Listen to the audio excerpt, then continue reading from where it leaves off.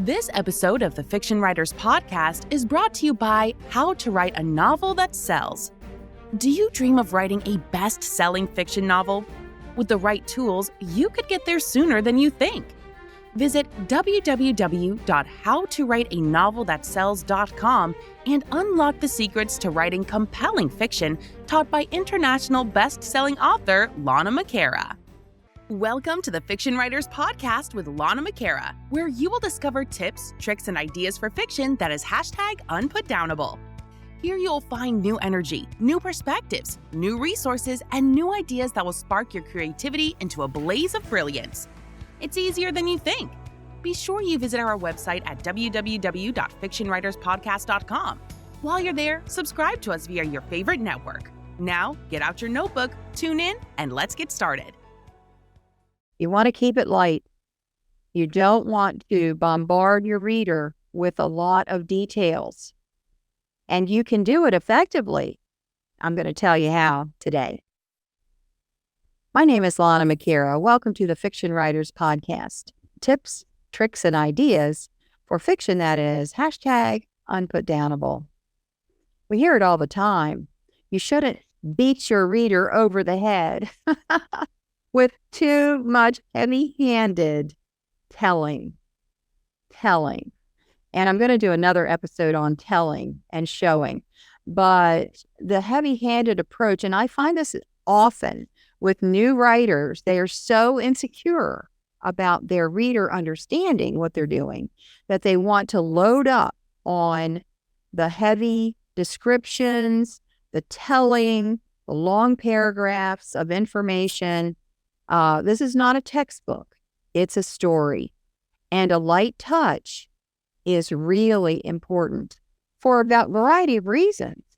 First of all, you want your reader to assimilate, to absorb the information, and you want it to feel natural, like it just flows in. They don't have to really stop and analyze anything.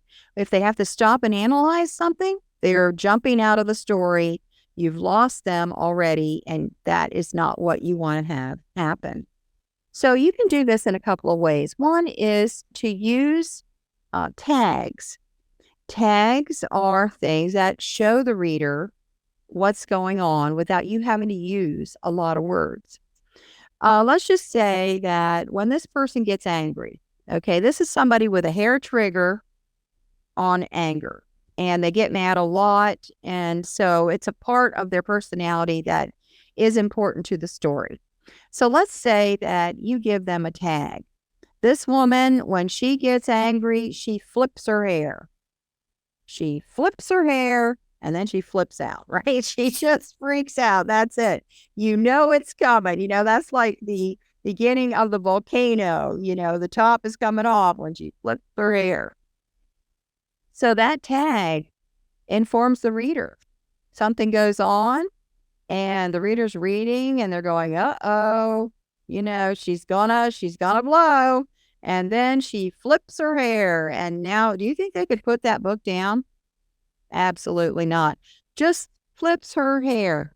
3 words. If you put she in there, she flips her hair. There you go. 4 words and everybody knows what's going on. You have identified the situation in a very concise, simple way. There are so many ways that you can do this. You can have a certain jacket to indicate where the person is going, that this person always wears this jacket for X. So when they come out in the jacket, you know where they're going. And these are habits that people have. That people do this stuff all the time. So your job as the writer is to identify what is some simple, concise thing that I can put in here on a repetitive basis to clue the reader in that something, you know, is going to happen or a situation that's happening or so forth. What can I do to put all of this, encapsulate all of this into this one action, this one item? that kind of thing. And so you are actually expanding out the understanding of the reader through these nuances. I call them nuances because they're just a few words, light touch, and the reader does get it. They will get it. So another one is soft symbols.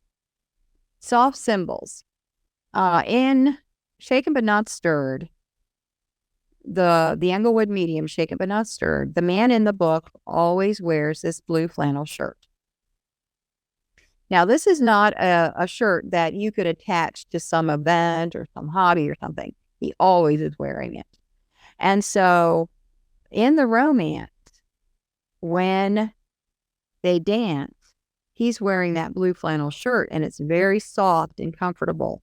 And she feels the shirt when he has his arms around her dancing, and it's soft. And so for her, the shirt becomes a symbol of comfort because he's wearing it. It's warm and soft, and she feels his energy on it and probably his smell as well. And so the blue flannel shirt is a symbol of comfort, and then it gets ruined. And so that one nuance, that symbol, actually brings forward the comfort that he is to her and what he means in her life. So that's another way that you could do it, with a symbol of some type. Could be a stereo, could be anything that would be meaningful.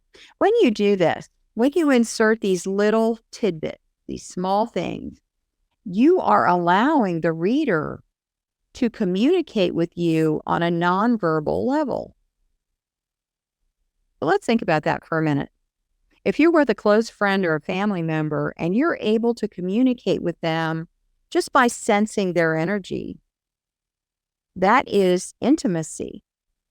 And when you have a reader who is beginning to see the nuances and the small things in the book by catching on to what you're up to, by getting it, you are creating a sense of intimacy between you, the writer, and the reader.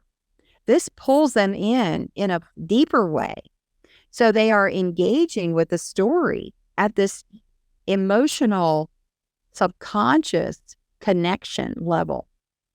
And so they're going to love the story, but they're also going to bond with you. You're vibing together here.